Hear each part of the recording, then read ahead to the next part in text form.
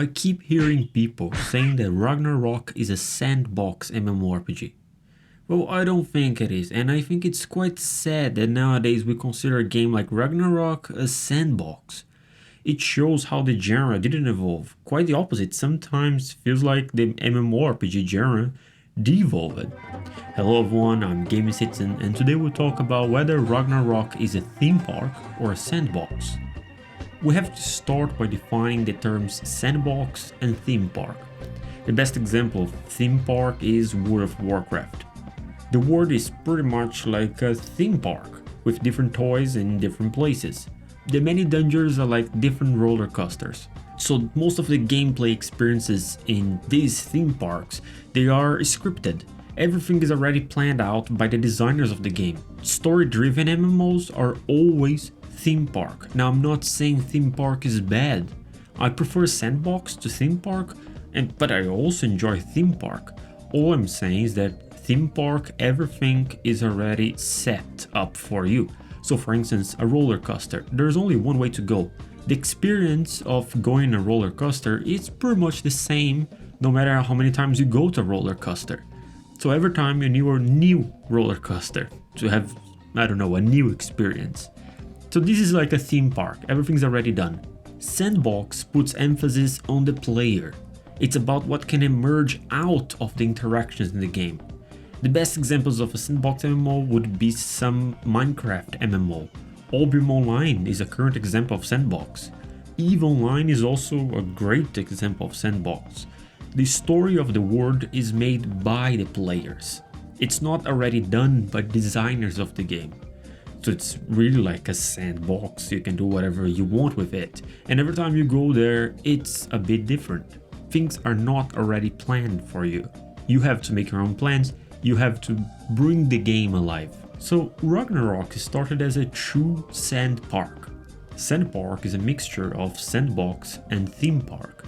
I think Ragnarok started more like a sandbox, there wasn't much story in the game. The world had a story, but we were not characters in that story, we were not heroes or anything. We were simply inhabiting that world. Most of the gameplay was about exploring the map.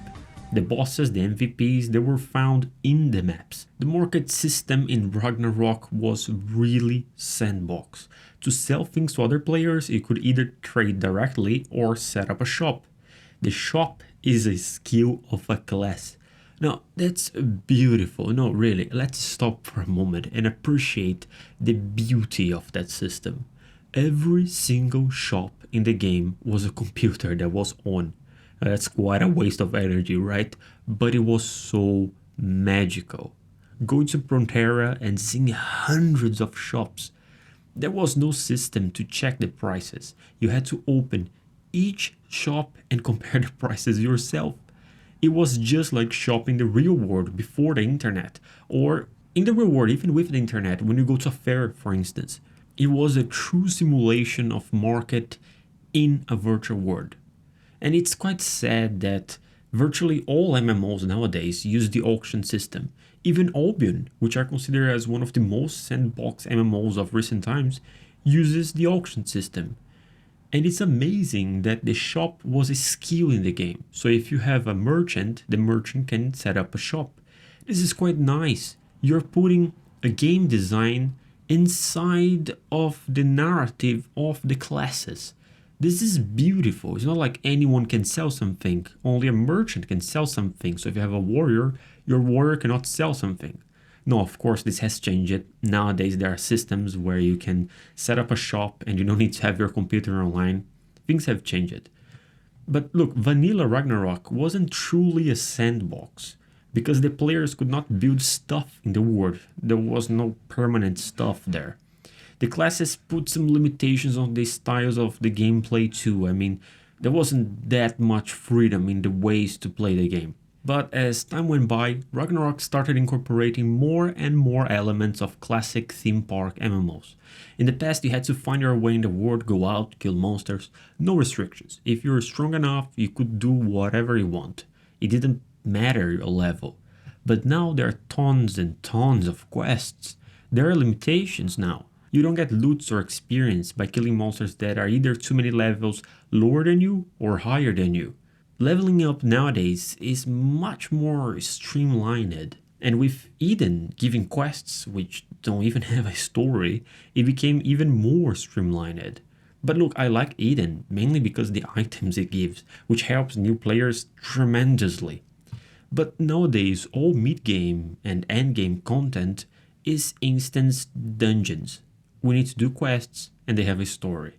I like the stories in a Ragnarok, don't get me wrong, but it is a pain in the ass having to read the stories over and over again. Doing a quest only once is nice, but MMOs, by their nature, involve repetition in the gameplay.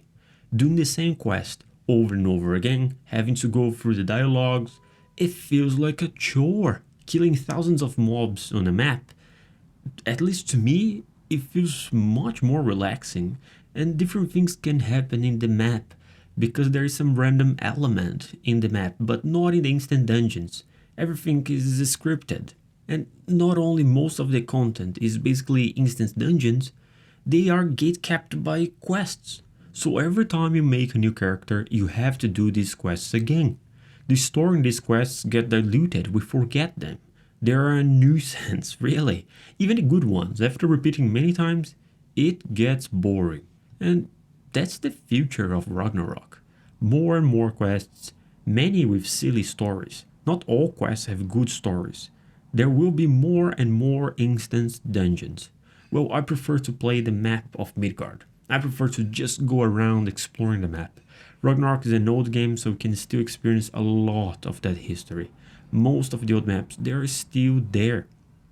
Even the market system in Ragnarok has changed a bit, so now there are items to check the prices of the items in all shops in the same city. And look, it's very practical, I'm not gonna lie, I use these items all the time. I also set up shops without having to let my computer on through the day. But it takes away some of the charm, some of the magic of the game. Ragnarok was my first MMO. Before that, I played Dungeons and Dragons, the tabletop. The freedom, the player agency in Dungeons and Dragons is unmatched by any other game. No MMO gets even close to letting me feel the same kind of freedom. But MMOs give something that D&D never could. MMOs have a persistent world, and they have thousands of players. Because it is persistent, the imaginary words feel real. I think we all love the soundtrack of Pantera, not because of the actual melody. I think we love it because we will never forget how magical it was to visit Pantera for the first time. It was the first virtual city I have ever visited, and ever since, no MMO have given me the same feeling. Now, want to know more about what are Gravity's plans for the future of Ragnarok? Well, you can watch this video here. Well, that's it guys, I hope you have a great time in Midgard.